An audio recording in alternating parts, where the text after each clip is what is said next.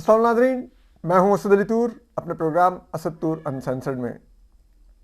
आज हम गज़ा के ऊपर कुछ खुसूसी आपको खबरें भी देंगे और कुछ बहुत अहम आपको चीज़ें दिखाएंगे और बताएंगे। तो मोहम्मद हनीफ साहब की तहरीर का बताएंगे, इसके अलावा डॉक्टर खालिद जावेद जान की नज़म का आपको उनकी ही ज़बानी सुनाएंगे।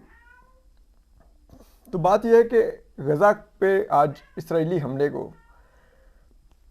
आगाज़ बेशक इसका हमास ने किया, लेकिन इसराइल की कार्रवाई को आज एक हफ्ता होने को है, 7 दिन हो गए हैं और ये दिन रात बमबारी जारी है। आपको मालूम है गज़ा पर 5 दिनों में इसराइल ने 6000 बम गिराए हैं। रक्का पर जब अमेरिकी फ़ौज, अमेरिकी फ़ज़ाइया ऑपरेशन कर रही थी इस्लामिक स्टेट को ख़त्म करने के लिए, दौलत इस्लामिया को, तो एक माह में 4000 बम गिराए थे, लेकिन इसराइल ने 5 दिनों में 6000 बम गिराए हैं। और ये बम भी फास्फोरस वाले बम हैं, ठीक है, ये जो कि एक और जंगी जुर्म है जो पूरी दुनिया में बैन है, और ये अमेरिका के फराहम करदा फास्फोरस बम इसराइल गिरा रहा है जो इंसानी जल्द जला देते हैं। ना इसराइल अस्पताल छोड़ रहा है, ना स्कूल छोड़ रहा है, ठीक है। इसराइल ने, आपको पता है गज़ा कितना बड़ा है? ये गज़ा की पट्टी इस्लामाबाद का, आपको पता है? इस्लामाबाद का 1/4 हिस्सा जो है वो गज़ा है। और इस्लामाबाद पाकिस्तान का कोई बड़ा शहर नहीं है, वो छोटा सा शहर है, उसका भी 1/4 हिस्सा गज़ा बनता है। इतने छोटे सी जगह पर इसराइल ने 6000 बम सिर्फ 5 रोज़ में गिराया। अब तो पता नहीं कहाँ तक नंबर पहुँच गया। और आपको ये मालूम है इस वक्त फ़लस्तीनी अस्पताल लाशों से भर चुके हैं। फ़लस्तीनियों की ज़मीन पर ज़ख्मी पड़े हैं, बिस्तर ख़त्म हो चुके हैं। 2000 के करीब फ़लस्तीनी इसराइली हमलों में जान से हाथ धो बैठे हैं। और आपको मालूम है इन 2000 के करीब फ़लस्तीनियों में 700 बच्चे हैं, और अगर ख़वातीन की तादाद डाल दी जाए इसमें तो 1000 से ऊपर चली जाती है। और ऑलमोस्ट 60% फ़लस्तीनी जिनकी अमवात इसराइली हमलों में हुई हैं वो ख़वातीन और बच्चे हैं, लेकिन कोई नहीं पूछ सकता इसराइल को। मुझे हैरत है आलमी बरादरी पर, पिछले कई महीनों से, बल्कि अब तो 3 साल होने वाले हैं, पूरी आलमी बरादरी यक ज़ुबान होकर, जो मगरिब है सारा, चाहे यूरोप हो, चाहे बरतानिया हो, अमेरिका हो, ऑस्ट्रेलिया हो, जितने ममालिक हैं, ये रूस के यूक्रेन पर हमले की मजम्मत कर रहे हैं। मैं बिल्कुल इस मजम्मत की हिमायत करता हूँ। बिल्कुल रूस का हमला यूक्रेन की खुद मुख्तारी के ख़िलाफ़ है, बर्बरियत है, बेगुनाह यूक्रेनियन अवाम की अमवात एक जुल्म है। लेकिन यही मगरिब हमास पर हमलों की दफ़ा इसराइल के लिए तालियां बजा रहा है और कह रहा है बिल्कुल इसराइल को बदला लेने का हक है। ये किस किस्म का बदला है कि जिसमें औरतें और बच्चे मारे जा रहे हैं, बेगुनाह फ़लस्तीनी मारे जा रहे हैं जिनका हमास से कुछ लेना देना नहीं है। और आप देखिए कि फिर ये किस किस्म का डबल स्टैंडर्ड है। क्या आप कहें कि यूक्रेन को तो हम अपने दिफा के लिए हथियार देंगे कि वो रूस की भारी जो मिलिट्री माइट है उसके मुकाबले में अपना दिफा कर सके, लेकिन यहाँ पर निहत्ते फ़लस्तीनियों को और एक इंतहाई कमज़ोर कौम को एक इंतहाई छोटे से इलाके में, जिसे कहते हैं जेल बना दी गई इलाके में एक बसने वाली एक कौम फ़लस्तीन को मारने के लिए आप इसराइली मिलिट्री माइट को मज़ीद वेपन देंगे कि मारो इनको। ان کو ختم کر دو۔ اور ہماری مسلم امہ بھی کیا کر رہی ہے؟ اسرائیل ادھر فلسطین والوں کو کہہ رہے ہیں، غزہ والوں کو، کہ آپ یہ شمال سے جنوب کی طرف چلے جائیں، شمال سارا خالی کر دیں، اور شمال میں 11 لاکھ فلسطینی جاتے ہیں، ان کو کہہ رہے ہیں جگہ خالی کر دو سارا، اور پھر ہم بتائیں گے کب آپ نے واپس آنا ہوگا۔ اور کوئی پوچھنے والا نہیں، کوئی بولنے والا نہیں۔ اور یہ فلسطینی اسرائیلی بمباری سے بچنے کے لیے اپنے ہمسایہ ملک مصر میں بھی پناہ نہیں لے سکتے۔ مصر نے بھی سرحد بند کی ہوئی ہے اسرائیل کی، غزہ کی۔ یہ ہمارا مسلم بردرہڈ ہے، ٹھیک ہے۔ اور میں پھر کہوں گا کہ یہ فلسطین کے ساتھ جو ہو رہا ہے، غزہ کے ساتھ جو ہو رہا ہے، یہ ہمیں اس کو اسلامک پوائنٹ آف ویو سے نہیں دیکھنا چاہیے، اس کو انسانی نظر سے دیکھنا چاہیے۔ یہ ایک نسل کشی ہو رہی ہے ایک قوم کی جو کہ فلسطین ہے۔ فلسطینی ایک قوم ہے، ان کو صرف مسلمان کی نظر سے مت دیکھیے۔ اور ان کی نسل کشی آج سے نہیں 75 سال سے ہو رہی ہے۔ تو اس کے اوپر ہم آپ کو کچھ ذرا سناتے ہیں کہ آپ کو معلوم ہے محمد حنیف صاحب بہت ہی پاکستان کے ایک انتہائی ماننے اور بہت ہی خوبصورت لکھاری ہیں۔ ان کی کچھ بکس تو ایک بڑی فیمس، یہاں پر میرے پیچھے لگی بھی ہوئی ہیں، یہ پھٹتے آموں کا کیس، ان کی یہ کتاب تو مارکیٹ سے فوجی اٹھا کے لے گئے تھے، ٹھیک ہے۔ پھر ان کی دوسری کتاب ریڈ برڈ، وہ بھی پڑھی ہوئی ہے میرے پاس، میں لکی ہوں۔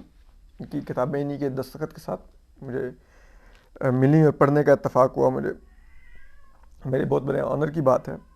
انہوں نے آج BBC میں فلسطین کے اوپر جو اسرائیلی جارحیت ہے اس پر ایک مضمون لکھا ہے BBC اردو پہ، جس کا عنوان ہے ایک اور نکبہ، گردن اور تلوار کا مکالمہ۔ تو محمد حنیف صاحب لکھتے ہیں،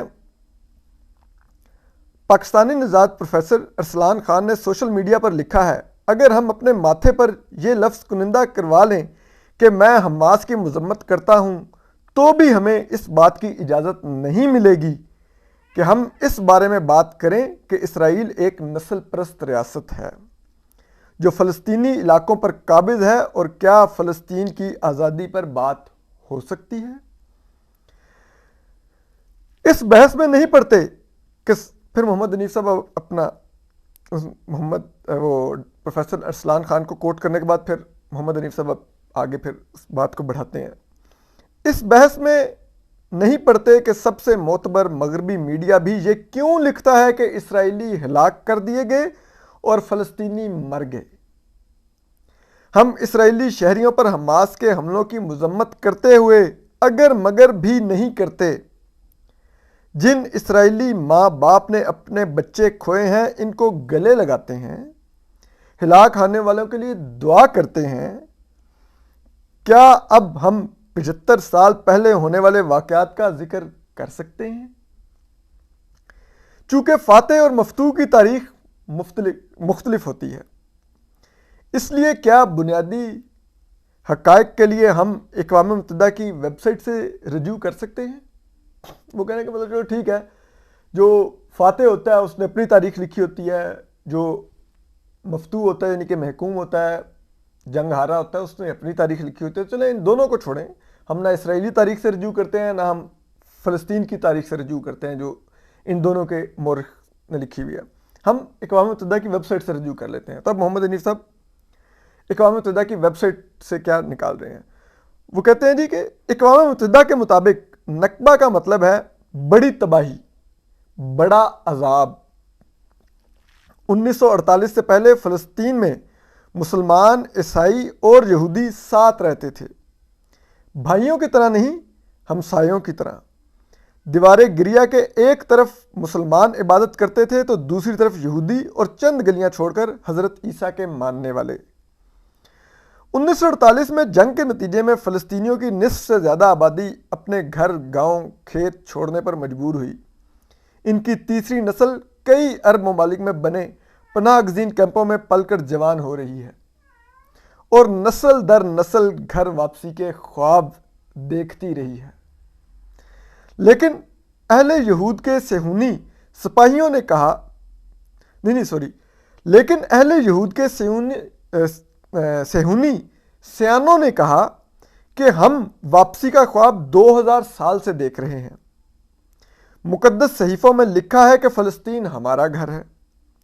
اب دنیا میں جہاں بھی یہودی ہیں انہیں حق حاصل ہے کہ وہ اسرائیل آئے اور فوری شہریت پائیں۔ مغربی ممالک نے، یا یوں کہہ لیں کہ گورے ممالک نے، اسرائیل کے قیام اور پھر اس کی حفاظت کا ذمہ لیا۔ یہودیوں پر سب سے بڑا ظلم یورپ میں ہوا، خود یورپ والوں نے کیا، اور پھر اپنے گناہوں کا کفارہ ادا کرنے کے لیے انہیں عین مشرق وسطیٰ کے بیچ ایک ملک بنا کر دیا اور کھلی چھوٹ دی کہ جو ہم نے تمہارے ساتھ کیا تھا اب تم وہی فلسطینیوں کے ساتھ کرو۔ اسلحہ اور بارود، پیسے اور سب سے بڑھ کر بیانیہ چاہیے تو ہمارے سب سے لائق فائق عالم، استاد، مورخ اور صحافی حاضر ہیں۔ یعنی کہ وہ کہتے ہیں کہ یورپینز نے پہلے یہودیوں کو مارا، جرمنی میں ان کی نسل کشی کی، پھر اس کا کفارہ ادا کرنے کے لیے یہودیوں کو مڈل ایسٹ میں فلسطین دیا اور کہا جی کہ اب تم فلسطینیوں کے ساتھ وہ کرو جو ہم تمہارے ساتھ یورپ میں کرتے رہے ہیں، اور وہ کرنے کے لیے اسلحہ، بارود، پیسے اور سب سے بڑھ کر بیانیہ چاہیے تو ہمارے سب سے لائق فائق عالم، استاد، مورخ اور صحافی حاضر ہیں۔ فلسطینیوں کو اپنے مسلمان بھائی کہنے والے مسلم امہ کبھی دھمکی، کبھی دلیل، کبھی منہ زبانی ہمدردی دکھاتی رہی۔ اقوام متحدہ قراردادوں پر قراردادیں پاس کرتی رہی۔ اسرائیل اپنے خدائی مشن کو آگے بڑھاتا رہا۔ پہلے نکبہ کے 75 سال کے بعد اس سال کے آغاز میں پہلی دفعہ اقوام متحدہ کے ہیڈ کوارٹر میں اس کی یاد منانے کی اجازت دی گئی۔ ایک چھوٹی سی تقریب ہوئی، تقریریں ہوئیں، ایک ثقافتی شو ہوا۔ کچھ لوگوں کو لگا کہ 3/4 صدی پہلے شروع ہونے والے ظلم کو اقوام متحدہ روک تو نہیں سکی، لیکن کم از کم اب یہ ماننے کو تو تیار ہے کہ ظلم ہوا تھا۔ یورپ کے چند اور شہروں میں بھی نکبہ کے 75 سال مکمل ہونے پر تقریبات ہونے والی تھیں۔ پھر حماس نے اسرائیل پر حملے کیے۔ پہلے مذمت کر چکے ہیں لیکن پھر کیے دیتے ہیں حماس کے حملے کی مذمت، جس کے جواب میں اسرائیل نے کہا کہ تم نے نکبہ دیکھا ہی کہاں ہے، اب تمہیں دکھاتے ہیں کہ نکبہ کیا ہوتا ہے۔ اور اب مہذب دنیا، جمہوریت کے گیت گاتی دنیا، یوکرین پر آنسو بہاتی دنیا، آزادی اظہار رائے کے دعوے سناتی دنیا پاپ کارن لے کر ٹی وی کے سامنے بیٹھی ہے اور نعرے لگا رہی ہے کہ مارو ان دہشت گردوں کو، ہم تمہارے اوپر بم گراتے رہیں گے، تم حماس کی مذمت کرتے جاؤ۔ ٹھیک ہے، حماس بننے سے بہت پہلے فلسطین میں مزاحمت کی تحریکیں موجود تھیں۔ غسان کنفانی فلسطینی ناول نگار تھے اور مزاحمت کا حصہ تھے۔ ایک انٹرویو میں ان سے ایک درد مند مغربی صحافی نے پوچھا کہ آپ بندوقیں ایک طرف رکھ کر مذاکرات کیوں نہیں کرتے؟ پہلے غسان کہتے ہیں کہ آپ کا مطلب ہے کہ ہم غلامی قبول کر لیں؟ صحافی مصر تھا کہ مکالمہ ہونا چاہیے۔ غسان کنفانی نے کہا کہ یہ ویسا ہی مکالمہ ہوگا جیسے گردن اور تلوار کے بیچ ہوتا ہے۔ 1972 میں اسرائیلیوں نے غسان کنفانی کو ایک کار بم دھماکے میں ہلاک کر دیا۔ ان کے ساتھ ان کی 17 سالہ بھانجی بھی ہلاک ہو گئی۔ یہ ہے فلسطین کا المیہ کہ ہم کہتے ہیں، ہم نہیں کہتے وہ مسلمان ہیں تو ان کو مت مارو، ہم تو یہ کہتے ہیں وہ ایک قوم ہے، انسان ہے، ان کو مت مارو۔ یہ آپ جب دیکھتے ہیں ویڈیوز جو بچوں کے، جو فلسطینی بچوں کے ویڈیوز دیکھ کے آپ کو کیسا محسوس ہوتا ہے؟ میں سوچتا ہوں کہ ابھی کل ایک اسرائیل نے لبنان میں بمباری کر کے ایک صحافی بھی ہمارا شہید کر دیا۔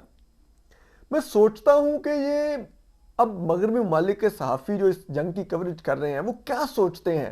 کیا حماس کے حملے میں کوئی صحافی شہید ہوا؟ کیا اسرائیل نے اس سے پہلے بھی ایک خاتون صحافی وہ جو کرسچن تھیں ان کو نہیں شہید کیا وہاں پر؟ کیا ہم سب کے ضمیر مر گئے ہیں؟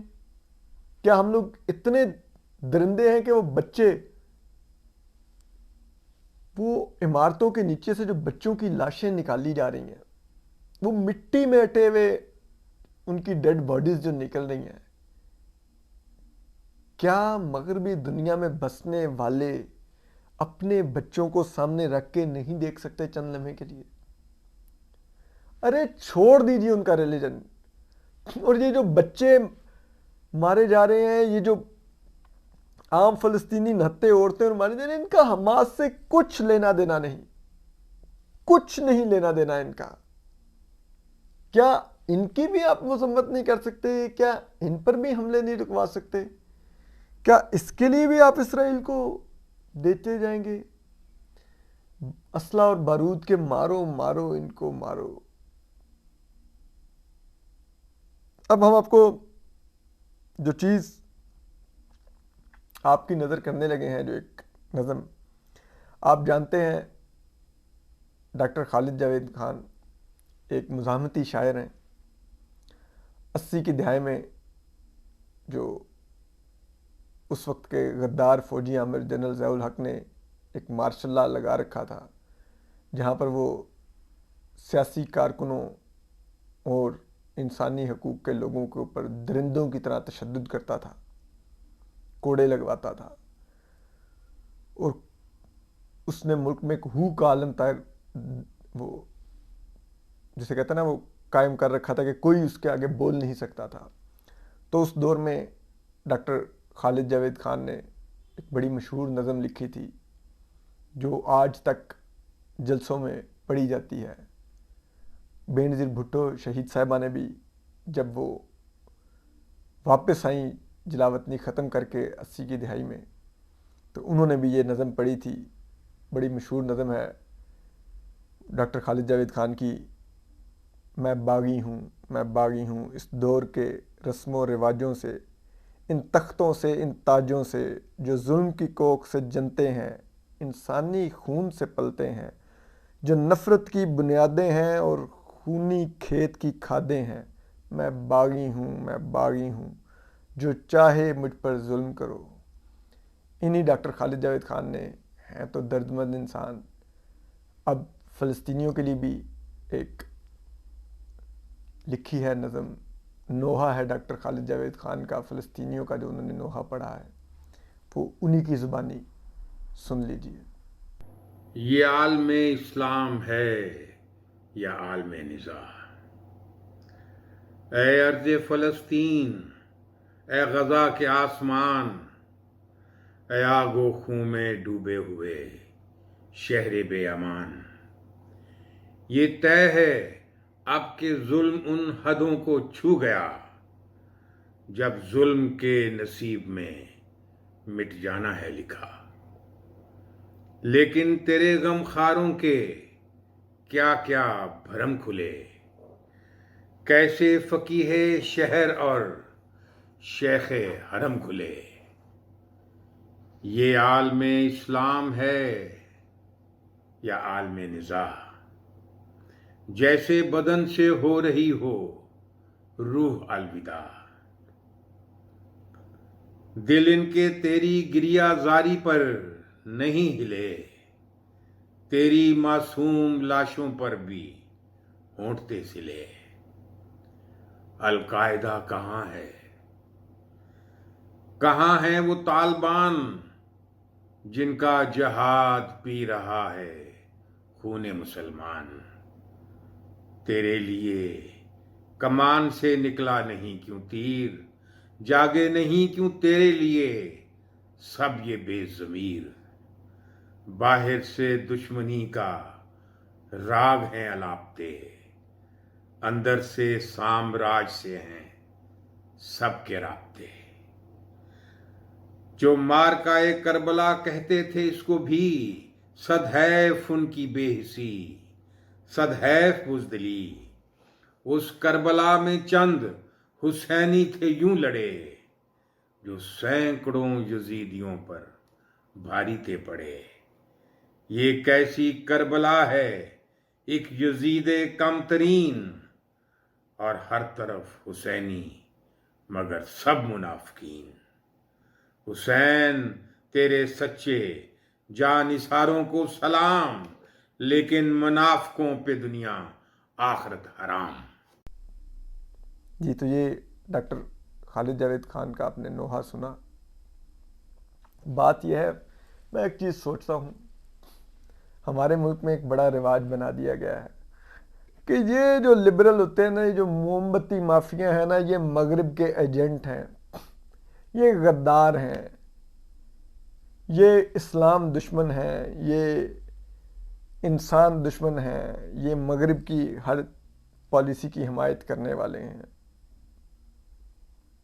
محمد حنیف صاحب بھی میں جانتا ہوں، لبرل ہیں. آپ نے ان کی تحریر پڑھی، سنی، فلسطینیوں کا نوحہ جو انہوں نے لکھا. اب آپ نے ڈاکٹر خالد جاوید خان بھی ایک پروگریسو انسان ہے، آپ نے ڈاکٹر خالد جاوید خان کا بھی نوحہ سن لیا. بات یہ ہے، سب سے بڑا جو جس چیز کو رتبہ حاصل ہے وہ انسانیت کو حاصل ہے. اسی لیے اسلام میں بھی کہا گیا ہے کہ آپ کے سب کبیرہ صغیرہ گناہ معاف ہو سکتے ہیں، جو ایک نہیں معاف کرے گا اللہ کی صورت میں وہ حقوق العباد ہے. یعنی کہ آپ نے اللہ کی کسی مخلوق کو، کسی انسان کو جو آپ کے ارد گرد بستا تھا، اس کو تکلیف تو نہیں دی، اور اس پہ کوئی مشکل تھی تو آپ نے یہ تو نہیں کیا کہ آپ نے اس کو نظر انداز کیا اور اس کی مدد نہیں کی. کیا آپ سے اللہ کی مخلوق خوش رہی؟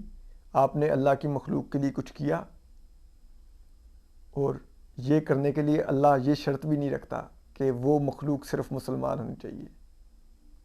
تو ہمارا سب سے بڑا رشتہ، اللہ بھی کہتا ہے کہ انسانیت کا ہے، ہر دوسرے انسان سے، چاہے وہ ہندو ہو، عیسائی ہو، سکھ ہو، یہودی ہو، کوئی بھی ہو، وہ انسان سب سے پہلے ہوتا ہے. لیکن ہم سب فلسطین کے لیے بول رہے ہیں، لیکن مغرب میں معلوم نہیں کیوں انسانیت شاید مرتی جا رہی ہے. لیکن پھر بھی سراہنا چاہیے، پورے یورپ میں، لندن میں، جگہ جگہ پر فلسطینیوں کے حق میں ہزاروں لاکھوں کی ریلیاں نکل رہی ہیں. باوجود اس کے کہ یورپ میں، فرانس میں، دیگر ممالک میں فلسطینیوں کے لیے ریلی نکالنے پر پابندیاں وہ لگا رہے ہیں، لیکن اس کے جواب میں اس سے بھی بڑی ریلی اگلے دن نکل آتی ہے جس دن وہ پابندی لگاتے ہیں. تو ہم یورپ کے ان لوگوں کو بھی سراہتے ہیں جو فلسطین کے لیے آواز اٹھا رہے ہیں. خیال رکھیے. اللہ حافظ.